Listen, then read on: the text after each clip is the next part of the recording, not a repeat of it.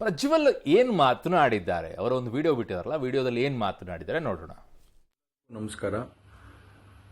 ಮೊದಲನೇದಾಗಿ ನನ್ನ ತಂದೆ ತಾಯಿಗೆ, ತಾತಂಗೆ ಹಾಗೂ ನನ್ನ ಕುಮಾರನಿಗೆ ಮತ್ತು ನಾಡಿನ ಜನತೆಗೆ ಹಾಗೂ ಎಲ್ಲ ನನ್ನ ಕಾರ್ಯಕರ್ತರಿಗೆ ಕ್ಷಮಾಪಣೆ ಕೇಳ್ತಾ, ನಾನು ಫಾರಿನಲ್ಲಿ ಎಲ್ಲಿದ್ದೀನಿ ಅಂತ ಸರಿಯಾಗಿ ಮಾಹಿತಿ ಕೊಡದೇ ಇರೋದಕ್ಕೆ ಇವತ್ತು ಮಾಹಿತಿ ಕೊಡೋದಕ್ಕೆ ಬಂದಿದ್ದೀನಿ.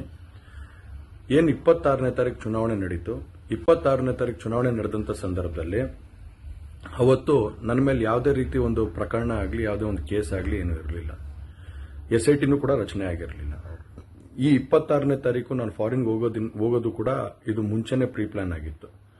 ಹಾಗಾಗಿ ನಾನು ಫಾರಿನ್ಗೆ ಹೊರಟಾದ ಮೇಲೆ 3-4 ದಿನದ ನಂತರ ನಾನು ಯೂಟ್ಯೂಬ್ ನೋಡುವಂಥ ಸಂದರ್ಭದಲ್ಲಿ, ನ್ಯೂಸ್ ಚಾನೆಲ್ ನೋಡುವಂಥ ಸಂದರ್ಭದಲ್ಲಿ ನನಗೆ ಈ ಮಾಹಿತಿ ದೊರಕುವಂಥ ಕೆಲಸ ಆಯಿತು.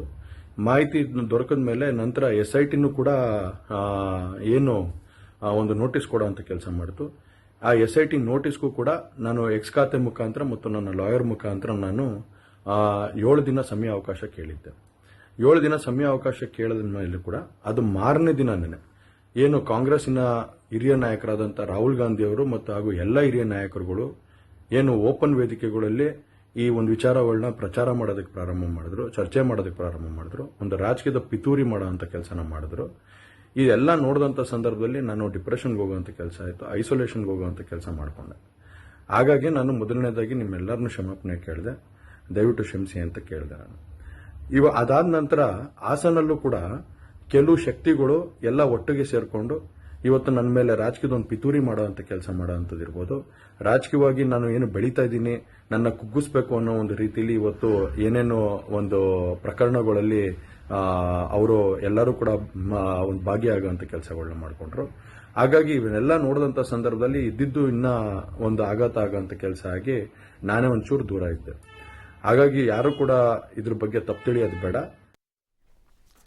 ಸೊ ವಿಚಾರದಲ್ಲಿ ಏನೋ ಬರ್ತೀನಿ ಅಂತ ಹೇಳಾಗಿದೆ. ಅಲ್ಲ, ರಾಜಕಾರಣದಲ್ಲಿ ಒಂದು ಸಣ್ಣ ಕಸಾನ ಗುಡ್ಡೆ ಮಾಡಿ ತೋರಿಸೋ ಈ ಕಾಲದಲ್ಲಿ ಈ ವಿಷಯನ ಚರ್ಚೆ ಮಾಡಲ್ಲ ಅಂತ ಇವ್ರು ಹೇಗೆ ಅನ್ಕೊಂಡ್ರು? ಇದನ್ನ ನೋಡಿ ನನಗೆ ಡಿಪ್ರೆಷನ್ ಒಳಗಾದೆ ಅಂತ ಹೇಳ್ಕೊಳ್ತಿದ್ದಾರೆ. ಟೈಮ್ ತಗೊಂಡು ನೀವು ಸ್ಟ್ಯಾಂಡ್ ಏನಾದರೂ ತೆಗೆದುಕೊಳ್ಬಹುದು, ಬಟ್ ಆ ಸಂದರ್ಭದಲ್ಲಿ ಬಂದಂಥ ಆರೋಪದಲ್ಲಿ ಏನು ಸ್ಪಷ್ಟವಾಗಿ ಹೇಳ್ತೀರಾ ಅನ್ನೋದ್ರ ಮೇಲೆ ಡಿಪೆಂಡ್ ಆಗಿರುತ್ತೆ. ಈಗ ಹಲವು ಚರ್ಚೆ ಆಗಿ ಹೋಗಿದೆ ಇಡೀ ದೇಶಾದ್ಯಂತ. ಈ ರಾಜಕೀಯವಾಗಿ ಇದರ ಚರ್ಚೆನೂ ಆಗೋಗಿದೆ, ಇದರ ಟೀಕೆಗಳು ಆಗೋಗಿದೆ, ಅದನ್ನು ಭಾಷಣದಲ್ಲಿ ರಾಜಕೀಯವಾಗಿ ಬಳಕೆ ಮಾಡಿಕೊಂಡು ಆಗೋಗಿದೆ. ಈಗ ಏನೇ ಸಮಜಾಯಿಸಿ ಕೊಟ್ಟರು ಅದನ್ನು ನೋಡುವಂಥ ದೃಷ್ಟಿಕೋನ ಬೇರೆ ಆಗುತ್ತೆ. ಬಟ್ ಕಾನೂನಾತ್ಮಕವಾಗಿ ಫೈಟ್ ಮಾಡೋದೊಂದೇ ಬಾಕಿ ಉಳ್ಕೊಂಡಿರೋದು. ಅದನ್ನು ಹೇಗೆ ಮಾಡ್ತಾರೆ ಅನ್ನೋದನ್ನ ನೋಡಬೇಕು.